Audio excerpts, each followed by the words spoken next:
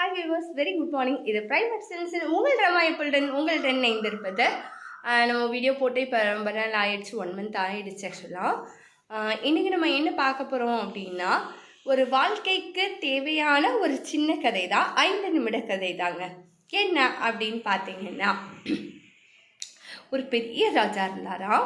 அந்த ராஜா அரண்மனையில் இருக்கக்கூடிய கஜானாவை பாதுகாக்கிறதுக்கு 2 அமைச்சரை பணியாட்களை அமர்த்தணும் அப்படின்னு நினைக்கிறாரு. ஸோ அப்போ அவர் என்ன பண்ணுறாரு அப்படின்னு பார்த்தீங்கன்னா, கஜானாவை பார்த்துக்கிறதுக்கு பொறுப்பான பட் டாக்டிக் தெரிஞ்ச ஆள் நமக்கு வேணும் அப்படின்னு சொல்லிட்டு அப்பாயின்மெண்ட் பண்ணுறதுக்காக ஒரு 5-6 அமைச்சர்களை 3 பேர்த்த கூப்பிடுறாரு. அந்த ஆல்ரெடி அவங்க அந்த அரண்மனையிலே இருக்கக்கூடிய அமைச்சர்கள் தான். அவங்கள கூப்பிட்டு இதில் யார் கரெக்டாக இந்த கஜானாவை பொத்தி பாதுகாப்பாங்க அப்படின்னு சொல்லிட்டு டிசைட் பண்ணுன்ட்டு ராஜா அவங்க 3 பேர்த்தையும் கூப்பிட்டு காமிக்கிறாரு. இங்கே பாருங்கள், அங்கே தெரியுது இல்லையா, அதுதான் நம்ம கஜானா.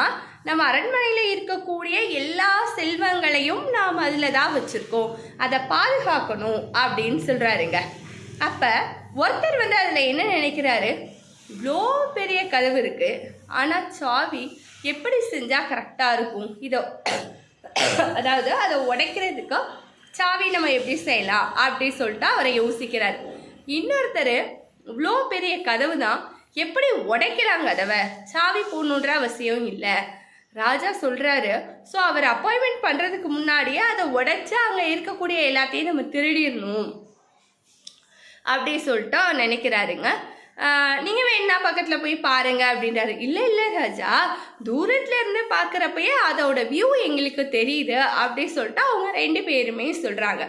அப்புறம் தேர்டு ஒருத்தர் என்ன பண்ணுறாருன்னா, பக்கத்தில் போய் அந்த கதவு லேசாக திறந்து பார்க்குறாரு.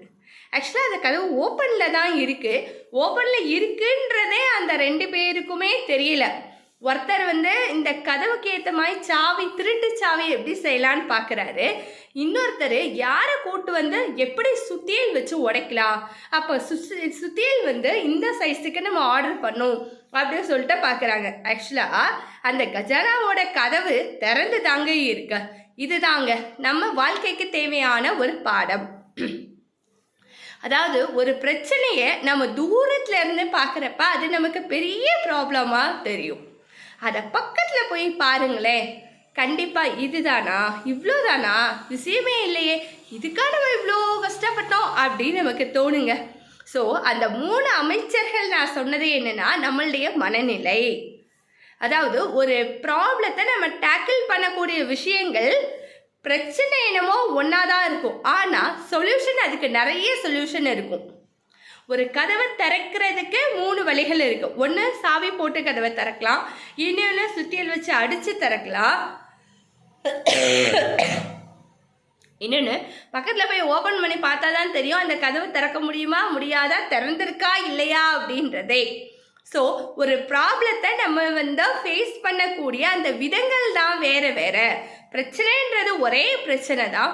ஒரு ப்ராப்ளத்தை 3 பேர்கிட்ட கொடுத்தோன்னா 3 பேர் 3 ஆங்கிளில் அதை பார்ப்பாங்க. ஸோ நாம் வாழ்க்கையில் எதை தெரிஞ்சுக்கணும், பிரச்சனைன்றத சில விஷயங்களில் நம்ம தூரத்தில் வச்சு பார்த்தா தான் நமக்கு அதுக்குரிய சொல்யூஷன் தெரியும்.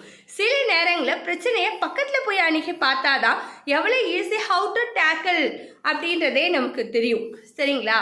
அதனால வாழ்க்கையில் வரக்கூடிய பிரச்சனை எதாக வேணாலும் இருக்கலாம். கடவுளுடைய திருவடிகளில் நாம் சமர்ப்பணம் செய்து, கடவுளே இந்த பிரச்சனை எனக்கானது அல்ல, உனக்கானது, நீயே பார்த்துக்கோ, நானே உன்னை சரணடைகிறேன் அப்படின்னு சொல்லிட்டோன்னா கடவுள் அதை பார்த்துக்குவாருங்க.